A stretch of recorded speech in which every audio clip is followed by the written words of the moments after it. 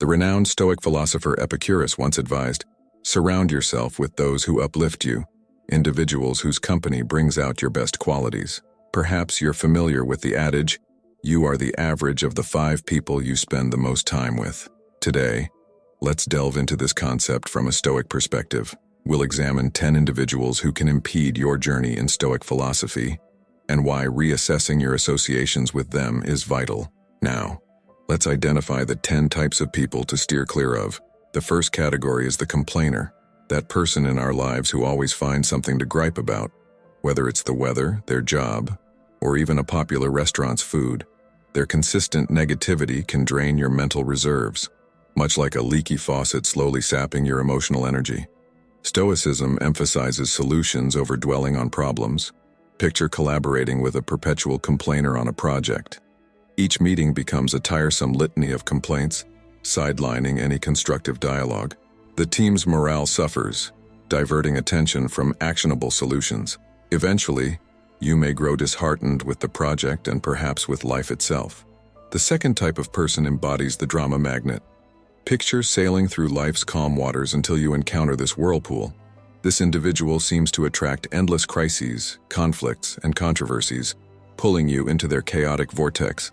Initially, their energy might seem alluring, mistaken for passion or excitement, but soon, you'll realize being around them feels like navigating a ship through a storm, exhausting and hazardous.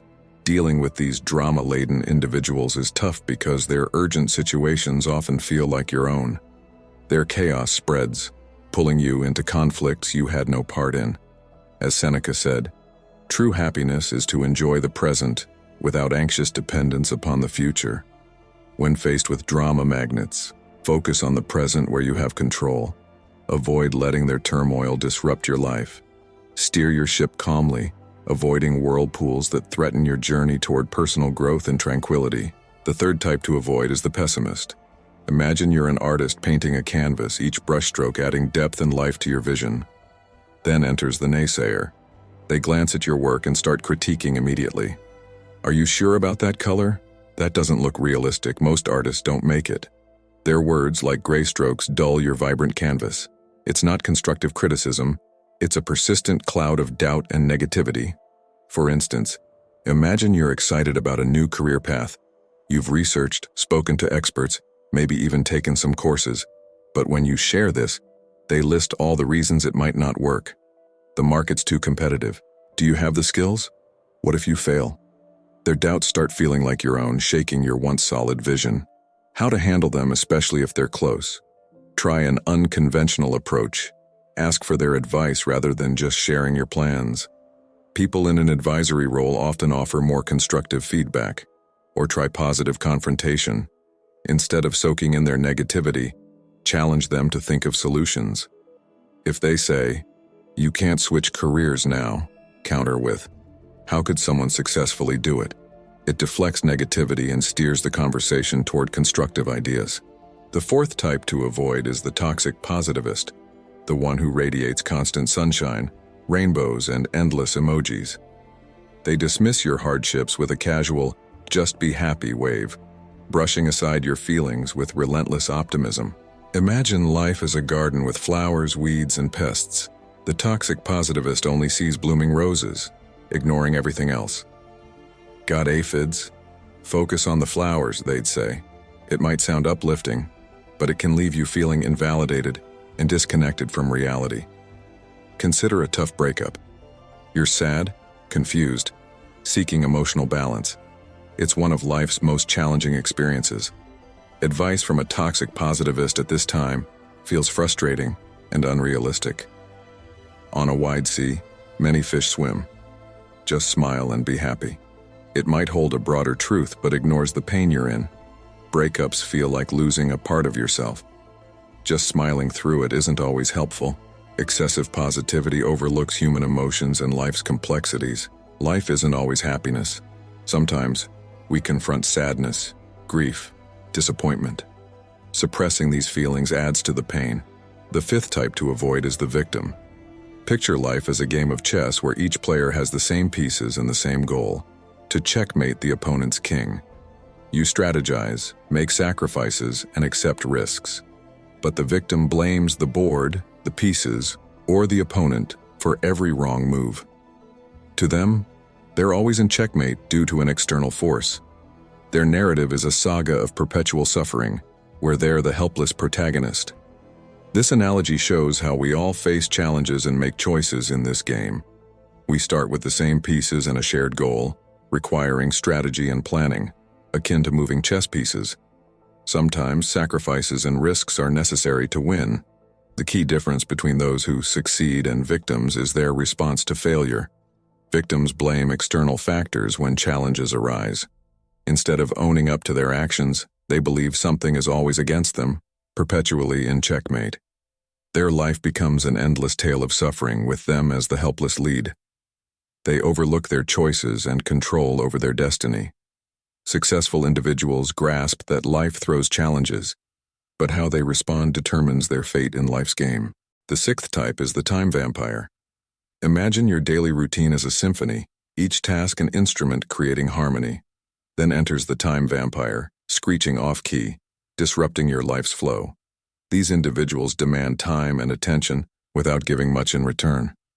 A friend might call for lengthy chats that drain you, or a colleague interrupts work with trivial matters, derailing deadlines. They not only consume time but also disrupt focus and productivity.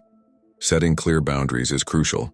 Communicate availability firmly yet politely, defining times for calls or meetings and for focused work. Encourage them to respect your schedule as you respect theirs. Redirecting their demands to more efficient communication methods is another tactic. For instance, if a friend prefers long calls, suggest shorter texts or emails for quick updates. Regain control over your time by choosing more efficient channels.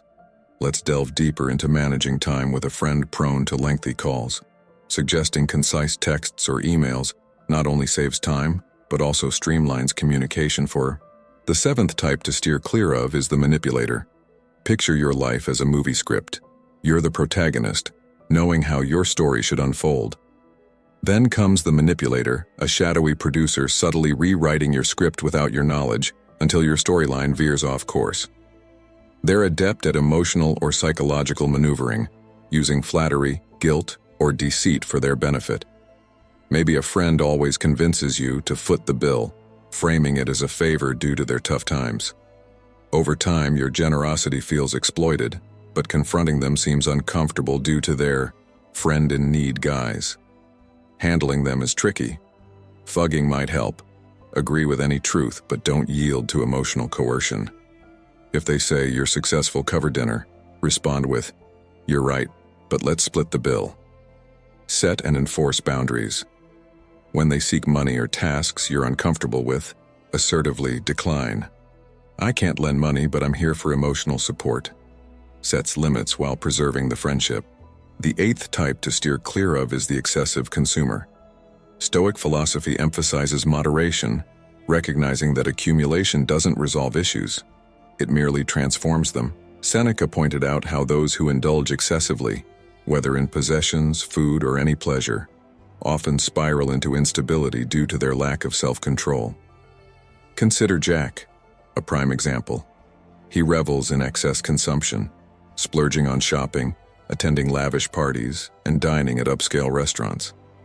His pursuit of pleasure through material indulgence leads to overspending, late nights pursuing extravagant activities, and a lack of financial time and energy management.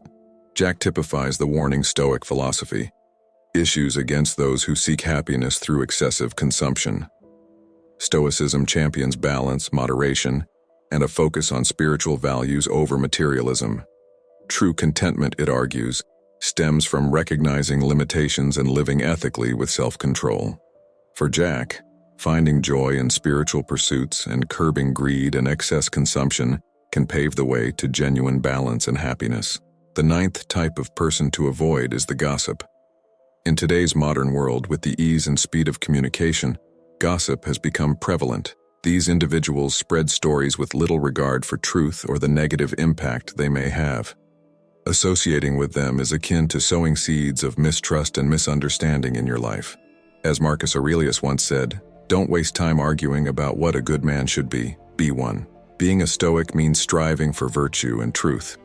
Engaging in gossip takes you off that path. It's not only important to avoid engaging in gossip, but also to avoid those who do not respect these values. In summary, be cautious of those who share unverified information and stories, and do not place your trust in those who do not uphold morality and truth. The final person to avoid is the Lord of Pessimism. Some people may argue that a gloomy sky has its own beauty, but pessimists only see the promise of rain. Their minds are like dark rooms with no windows for light to enter. They focus exclusively on negative aspects and are blinded to the opportunities that challenges often bring. Marcus Aurelius reminds us, reject your sense of injury, and the injury itself disappears. Let this be a testament to the power of perspective. Optimism, or at least a balanced mindset, is considered important in Stoic philosophy. In Stoicism, it's not the external events, but how we evaluate them that causes disruption. Stay away from those who constantly wear the cloak of negativity. Thank you for watching. If you found this video valuable, I'd appreciate your liking and subscribing. Take care, stay strong.